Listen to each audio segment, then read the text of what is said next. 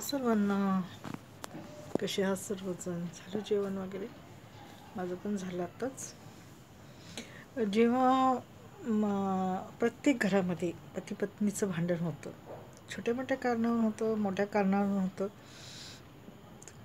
परंतु मी असे कित्येक लोक बघितलेत की ते नवऱ्याशी बोलत नाहीत, नवरा बायकोशी बोलत नाही, पण ते दाखवत नाही समाजाला की आमच्यामध्ये काय वाद आहे आणि काही नाही. जरी त्यांच्यामध्ये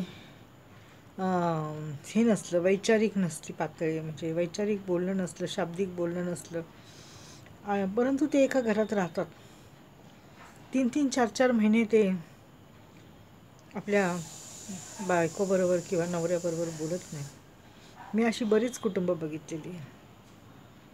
परंतु ते दाखवत नाहीत की माझ्या नवऱ्याशी अबोला आहे, किंवा माझं भांडण झालेले, किंवा आमच्या दोघांशी पटत नाही.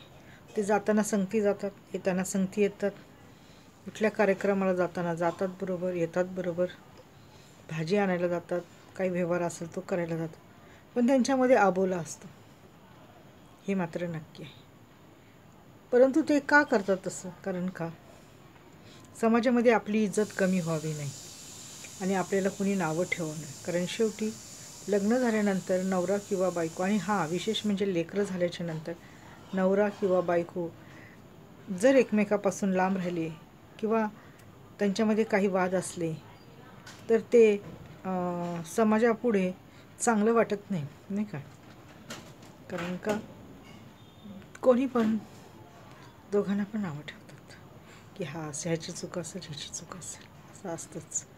तर त्यामुळे हे ना, आणि काही काही लोक असे असतात की काहीच नसतं, भांडणाला काही शेंडा नाही, बुडूक नाही, काही नाही का, आणि उगीच आपली ताणाताणी करायची आणि वाढवत बसायचं, ही गोष्ट वाढव, ती गोष्ट वाढव, आणि समाजात आणि आपल्या सर्व नातेवाईकात आपली चिथू करून घ्यायची. आणि कारण काही नाही, हे मी तुम्हाला परत सांगते का, ही कारण काहीच नाही.